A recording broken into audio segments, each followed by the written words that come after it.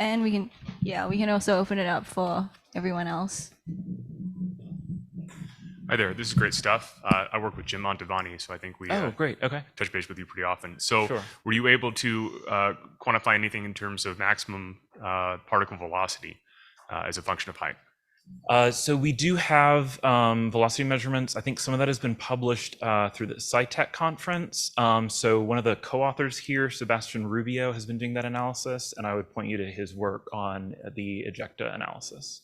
And there should be more forthcoming in a paper also following. Awesome, thank you.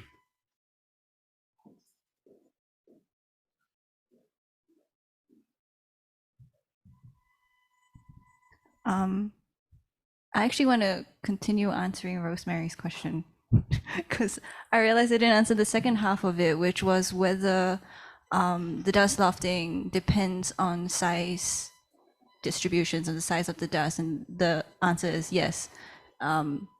There is a minimum size needed because if the dust is too small, then there's not enough space between them to form a dust cavity. And if the dust is too big, then it's too heavy. The surface area to mass ratio just doesn't allow for that kind of physics to take place. Another question? Yes, hello, I'm Connor from Force Space Institute. I have a question for Joseph, actually. If you're still on, not getting rest, recovering, but for your kind of model to create that surface around your, rough shape, have you looked into kind of any kind of point cloud surface reconstruction, because that may help reduce some of those over approximations from those straight lines not filling in from the spheres? Yeah, it's a good question.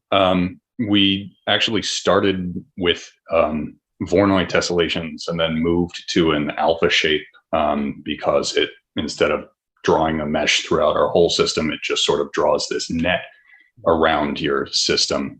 But we still have the issue, like I mentioned, of it drawing the net at particle centers. What I've been working on actually is sphere polyhedron intersect testing to basically calculate all of the volume that's not inside of the mesh and then subtract it off. But your point cloud approach, that's something that I'll take a look at. If you have a reference, definitely email me. Yeah, I will, because there's two main forms that may help. There's a ball point where you roll a ball around the edge, and another where it's basically you put a vacuum bag around and suck the air out, theoretically, to make a tight mesh. Yeah. So the ball point approach is difficult. I think that works if I think it works for a concave mesh, but not for a convex, or no, a convex mesh, but not for a concave mesh. And we're trying to get that concave mesh so that we can really fit tight to our system of particles. That was one of the main things that we were trying to be careful about and why we chose the alpha shape in the first place. But you're right, there's definitely improvement to be done there. Sounds good. I'll send you an email with some links that may help you with that. Thank you, I appreciate it. Thank you. I'm going to take a question from online really quickly, and then we'll shift back to the room. So a question from Kayla Sheng for Wesley. If you want to pop back up to the podium, Wesley. Will any of the data from PFG-T2, the impingement plate testing version, be helpful for the crater modeling aspects of the current project? And if so, how will the impingement plate data be used? Sure. So I didn't really address it in the presentation, but the second part of PFGT2, which has been ongoing, is to basically take away the granular phase and just look at gas impingement on a plate. I believe there is like PLIF and maybe Schlieren data. So that will be used to inform, things like pressure measurements. That will be used to inform definitely whatever modeling efforts come out of this, because we were not able to take like impingement pressure measurements, for example, for PFGT1. So yes, that will also be used and kind of wrapped into the full analysis. All right, this question's for Mr. DeMartini. Joe? So have you looked at any dynamics of these irregular shapes? So looking at maybe modeling the touch and go and all the volatility from that incident? Yeah, so I'm not a part of the OSIRIS-REx team, but Ron Balluz and Kevin Walsh are both former members of the Richardson Research Group at the University of Maryland. Ron Balluz in particular has looked at the dynamics of the touch and go. When my collaborator, Julian Moronic, also a graduate student at the University of Maryland here, when he and I publish this paper and release the updates to the code with the irregular particle shapes, that'll be open for the rest of PKD Graph users. And we're working on a public release soon. So, but no one has looked at the actual dynamics of touch and go yet. And we're still working on preliminary results of irregular shape dynamics. But I have a couple of experiments in the works. And like I mentioned, Julian Moronic is looking at large scale work on that. So rather than at the granular level, he's looking at the full asteroid level. Great. Thank you very much. Yeah. Dan Britt, University of Central Florida. I'll start out by saying that from my point of view, you're close enough. You don't have to worry anymore. But I think my question really is, when you're making these aggregates, what's your size variation? The size variation in the aggregates themselves? Yeah, are they all more or less the same size? So the models that I showed before, where it was all one aggregate in the simulation, those were all the same size, yes. Yeah. But as of the updates that we've just developed and are working on publishing, we can do aggregates of different sizes and aggregates made up of different size particles. We've been working on a lot of code developments to get to this stage, but we aren't ready to show any of those results yet. Okay.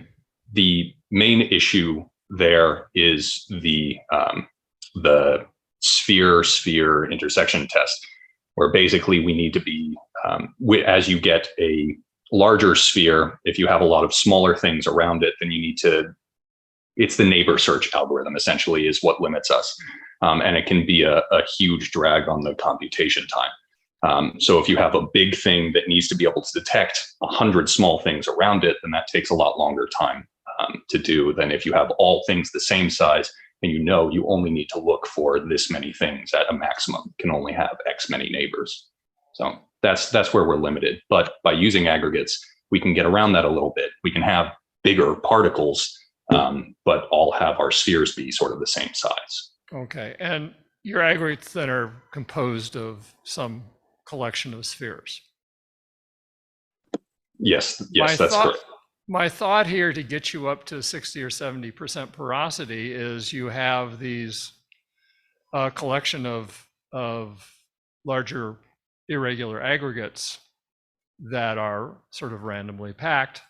But as long as you don't have a lot of fines, a lot of smaller aggregates to pack in around them, that you'll end up with a lot of void space, which is kind of what we see on the surface of Bennu and Ryugu.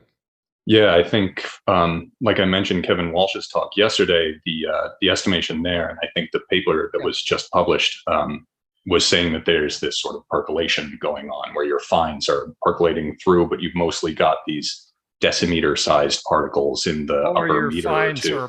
Or your fines are electrostatically popping off, like Mihai Hirani's talk suggested.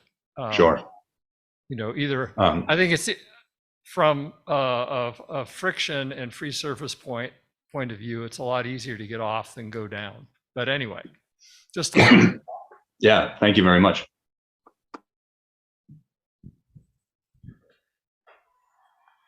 I have a question for Alicia.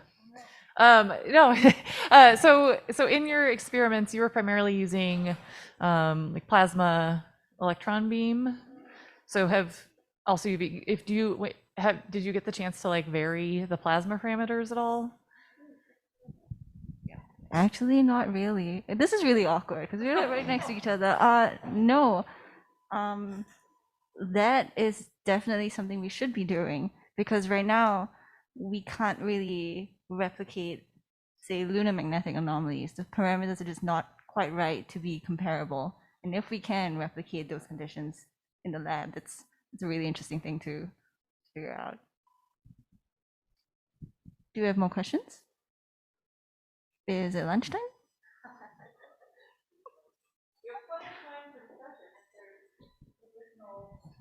Folks want to have.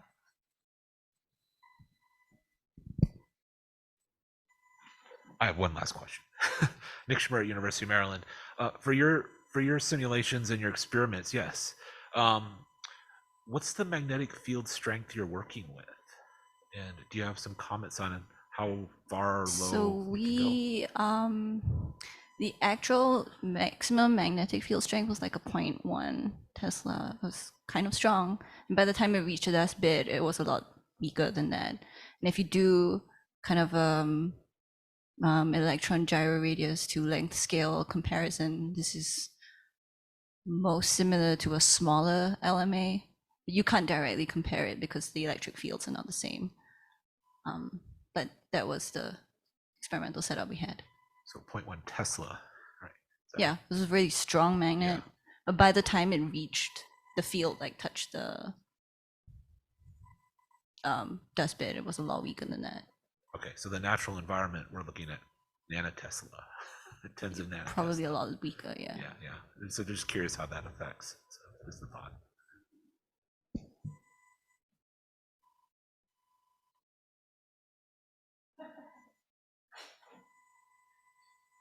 You're wrong. And I will look it up and I'll get back to you. It might be a lot weaker than that.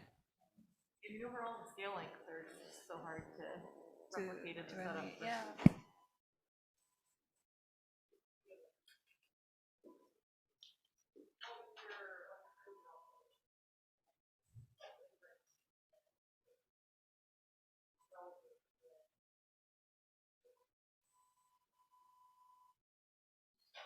Point. Right, so you can like scale the electric field to push things around.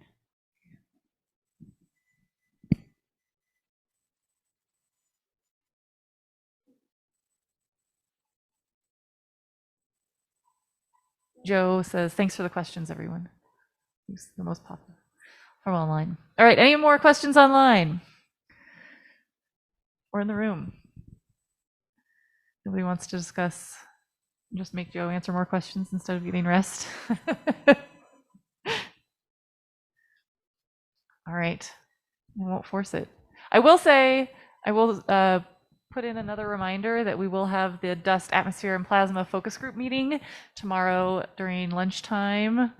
So you have time to go grab lunch and then come back and participate in the discussion. And thanks to all of our speakers in this session and the previous session.